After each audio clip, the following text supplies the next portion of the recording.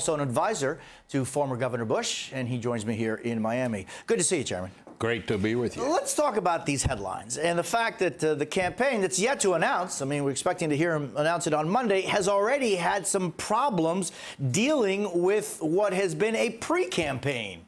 Doesn't show a very good future for a campaign if before you announce you already have problems.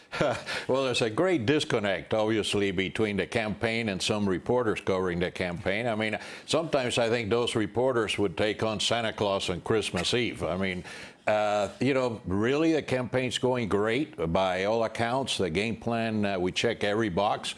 You know, a big story's been fundraising, how much the campaign raised.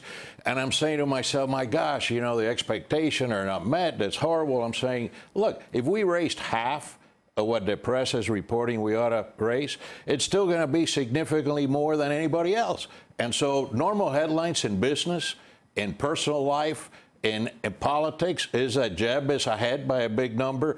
Jeb's doing great, but that's not what the press is reporting. With the campaign, we announced last week, we added 3 very competent, good people in communications, and research and analysis and media.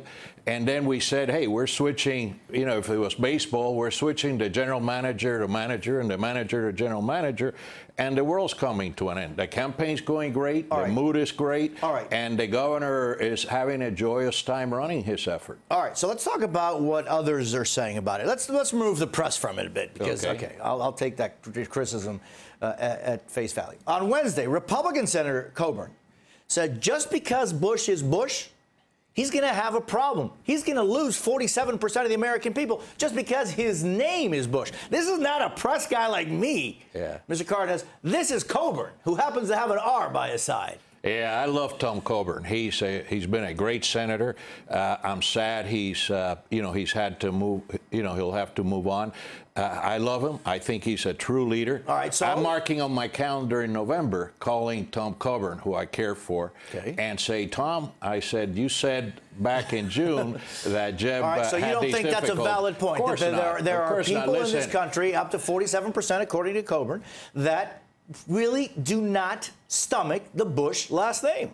Listen, the truth of the matter is that for all candidates, other than Jeb Bush, this exploratory stage has been the best stage because they're new faces, the canvas is blank, and they're getting the benefit of the doubt. Jeb Bush starts out the other way around. He starts out with a Bush identity, not a Jeb identity. The more time goes on, the more people will realize that of all the governors, current and past in this race, he's been the most conservative. All people will realize that of all members of a legislature, either in their past state or current federal positions, Jeb Bush has had a more conservative agenda than they've had, by all accounts. So I think the more we move from the Bush identity to Jeb, the candidate, the former governor, the better off we'll be. Well, let's see what happens after Monday. Al Cardenas, thank you for being with me. My pleasure. Appreciate your time.